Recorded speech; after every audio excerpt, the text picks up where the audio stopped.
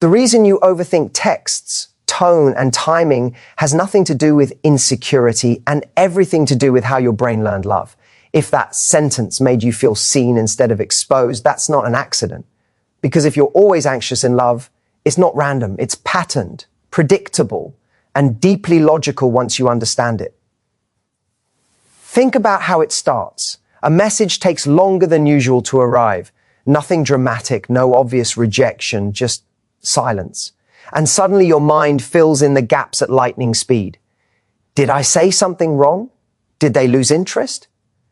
Should I have waited longer to reply? Your body reacts before logic can catch up. Your chest tightens, your stomach drops. And now you're no longer in the present moment. You're negotiating the future of the relationship with fragments of information. Here's the painful part. You don't even enjoy liking someone. Attraction feels less like excitement and more like pressure. You're constantly managing yourself, your tone, your availability, your enthusiasm, because on some level, you believe love only stays if you're careful. One wrong move and it slips away. That belief creates fear, and fear creates urgency. And urgency creates behavior you later judge yourself for. So what do most people do? They tell themselves to calm down, to be chill, as if anxiety responds to instructions, as if your nervous system hears relax and says, "Oh wow, thank you, I hadn't considered that." Instead, the anxiety gets louder, more insistent, because it thinks it's protecting you. What's actually happening is far more interesting and far more hopeful. Your brain isn't reacting to the present moment. It's reacting to a memory, a pattern, a lesson it learned about love long before this person ever existed. Somewhere along the way, connection became associated with uncertainty. Attention came inconsistently. Affection felt conditional. Love felt earned rather than given, so your brain adapted.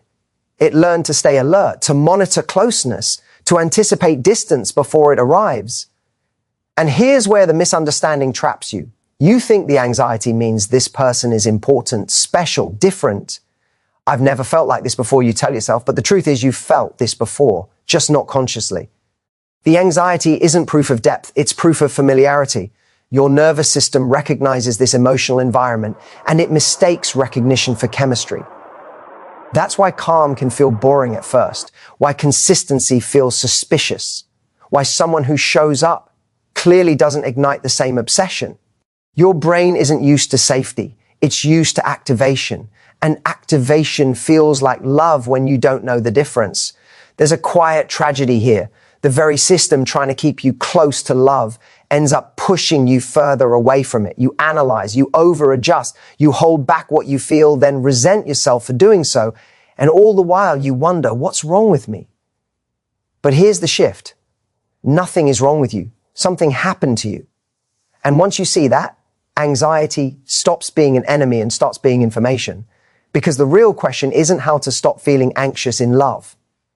It's why your brain learned that love required vigilance in the first place. And when you uncover that, everything about the way you date and who you're drawn to begins to change. When you begin moving toward healthier love, something unexpected often happens. The anxiety doesn't fade quietly into the background. It flares up. And this is the moment that confuses most people, because they assume the discomfort means they're making a mistake. If this were right, wouldn't it feel better? But that assumption is exactly what keeps the cycle alive. Your nervous system is not designed to chase happiness. It's designed to chase familiarity. So when you step into a dynamic that's calmer, more consistent, more emotionally available, your body loses its old reference points. There's no mystery to solve. No emotional temperature to monitor, no withdrawal to anticipate. And without realizing it, your system interprets that absence of activation as danger. Not because something is wrong, but because something is different. This is where fear disguises itself as intuition. The mind starts whispering doubts. I don't feel the same spark. Maybe I'm forcing this. What if I'm settling? These thoughts feel urgent and convincing because they're powered by the same system that once protected you. But protection and accuracy are not the same thing. A smoke alarm is loud, whether there's a fire or burnt toast. The agitation here is subtle but powerful. You start scanning for reasons to leave instead of reasons to stay. You hyper-focus on small flaws. You romanticize past relationships that caused you pain, not because they were better, but because they were activating. You forget how exhausted you were, and you remember only the intensity. The mind edits the memory to justify returning to what feels known. What most people don't realize is that anxiety isn't asking you to escape. It's asking to be reassured in a new way, not through chasing, fixing, or proving, but through repetition of safety, through showing the nervous system. Over time, that closeness doesn't have to disappear. That consistency doesn't precede loss. That love can be steady without being dull. This is where education becomes liberation. When you understand that attraction has a biological component, you stop personalizing the discomfort. You stop asking, what's wrong with me? And start asking, what is my body learning right now? That shift alone reduces the shame that keeps anxiety alive. And here's the part that creates urgency. If you don't stay long enough in healthier dynamics for your system to adapt, you'll keep reinforcing the same loop. Every time you walk away from safety because it doesn't feel intense enough, you teach your brain that calm equals loss. And every time you chase intensity, you deepen the association between anxiety and love. But there is another option. You can slow down the impulse to decide. You can allow attraction to grow instead of demanding it explode. You can give your nervous system new data. And when you do, something remarkable begins to happen. The anxiety doesn't vanish overnight, but it loses its authority. Because once your body learns that love doesn't need to be earned or monitored, the very thing you once chased, peace, starts to feel deeply attractive. As that peace starts to feel less foreign, another layer reveals itself, one that explains why anxiety and love is so persistent even when you intellectually understand what's happening. Knowledge alone doesn't rewire attachment, experience does. And this is where most people unknowingly sabotage their own growth. When anxiety rises, the impulse is to act, to text, to clarify, to secure reassurance as quickly as possible. It feels productive, responsible even. But what's really happening is this: your nervous system is outsourcing safety to the other person. If they respond the right way, I can relax. And for a moment, it works. Relief washes over you. The chest loosens, the mind quiets, but the calm doesn't last because the source of safety was external, not internal. This is the problem that keeps anxiety on a loop. Each time reassurance comes from outside you, the nervous system learns, I can't regulate this on my own. So the next time uncertainty appears, and it always does, the reaction is stronger, more urgent, more convincing. Over time, love becomes a cycle of tension and release instead of a steady presence you can lean into. What's rarely talked about is how seductive that cycle can be. The relief after reassurance feels intense, almost euphoric. And without realizing it, the relationship starts revolving around those emotional peaks and valleys. Calm feels empty by comparison. So you wait for the next spike, the next drop, the next moment that makes you feel alive again. This is not passion. It's nervous system dependency. The solution isn't to suppress your need for reassurance. Needs don't disappear when ignored. They get louder. The shift happens when you learn to delay the response just long enough to show your body something new, to sit with the sensation instead of immediately solving it, to notice that anxiety rises, crests, and falls on its own when you don't feed it a story. At first, this feels unbearable. Your mind will protest. If I don't act now, I'll lose them. But here's the paradox. The relationships that can survive your pause are the ones that are actually safe. The ones that require constant management were never stable to begin with. As you practice this, something subtle changes. You stop treating every feeling as a command. You stop confusing urgency with truth. And slowly, the center of gravity in the relationship shifts back toward you. You're no longer waiting to be chosen moment by moment. You're participating. This is where excitement returns in a different form. Not the jittery, stomach-dropping kind, but a grounded confidence. The excitement of knowing you can handle uncertainty without abandoning yourself. The excitement of realizing that love doesn't have to be proven every day to be real. And there's one final piece that ties everything together, something that determines whether anxiety loosens its grip or quietly takes over again. It has nothing to do with the other person, and everything to do with how you interpret your own emotions. That's where the real transformation happens. The way you interpret your emotions determines everything, because the feeling itself is not the problem. It's the meaning you attach to it. Anxiety shows up, and instantly the mind says, this is bad. This means something is wrong. This means I'm about to lose love. That interpretation turns a sensation into a threat. And once something feels like a threat, the body reacts as if survival is on the line. But emotions are not instructions, they are signals. An anxious attachment turns signals into commandments. Here's where many people get stuck. They believe emotional security means never feeling anxious. So the moment anxiety appears, they assume they've failed, or chosen the wrong person, or regressed. That belief creates a second layer of distress, anxiety about the anxiety. And now you're not just feeling uncertain in love, you're judging yourself for feeling it. What actually creates security is not the absence of anxiety, but your relationship to it. Secure people still feel uncertainty.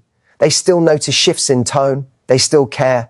The difference is they don't collapse inward when discomfort appears. They don't rush to interpret every feeling as truth.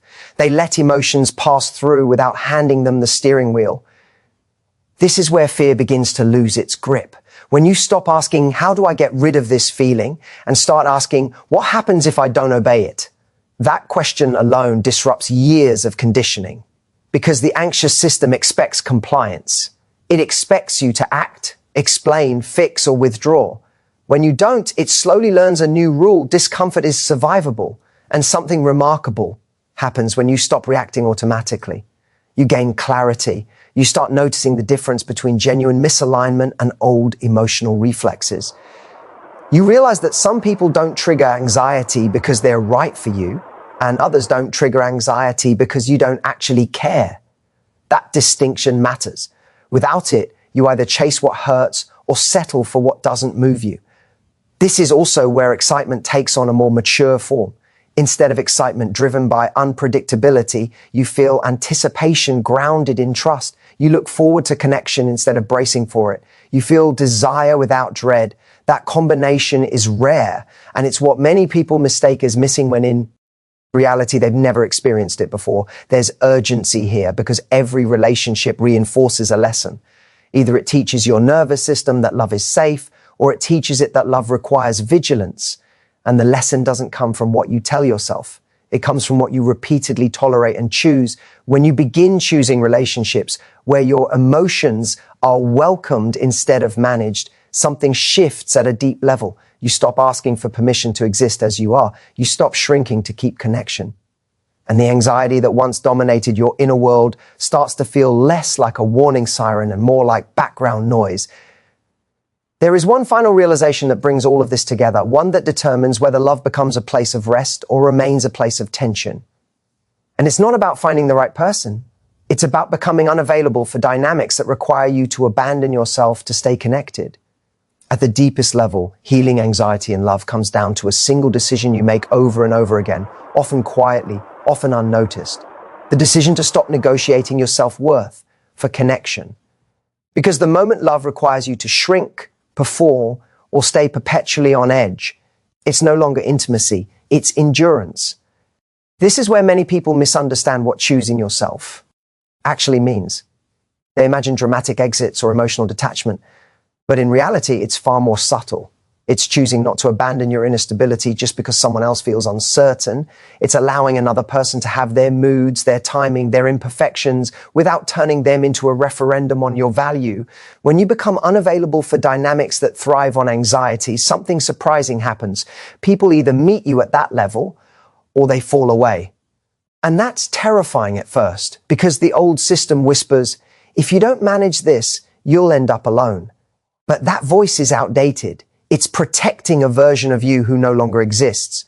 What replaces anxiety is not emotional numbness. It's discernment. You start noticing how someone makes you feel over time, not in moments of intensity. You notice whether closeness expands you or contracts you, whether communication leaves you grounded or constantly guessing. These observations don't come from fear. They come from presence. There's a quiet confidence that grows here, the kind that doesn't need to announce itself. You stop chasing clarity and start expecting it. You stop proving and start observing. And ironically, this is often when attraction becomes mutual in a healthier way. Because emotional steadiness is magnetic, it signals safety. And safety allows desire to deepen instead of burn out. This doesn't mean anxiety never visits again. It does, especially when something matters. But now, when it arrives, it doesn't hijack the relationship. You recognize it as an echo, not a prophecy. You respond thoughtfully instead of urgently. And each time you do, you teach your nervous system the lesson it's been waiting for. I can stay connected without losing myself. Over time, love stops feeling like something you might lose and starts feeling like something you participate in. Why? Are no longer bracing for impact. You're present, curious, open. That changes everything. Not just who you choose, but how you experience being chosen. The irony is this: the more secure you become within yourself, the less you need love to save you. And that's precisely when love becomes something beautiful instead of frightening, something expansive instead of consuming, something that adds to your life rather than taking it over. And if there's one thing to remember, it's this: you were never anxious because you loved too much. You were anxious because you learned that love might disappear. Once that belief loosens its grip, love finally becomes what it was always meant to be, a place where you can rest, not perform.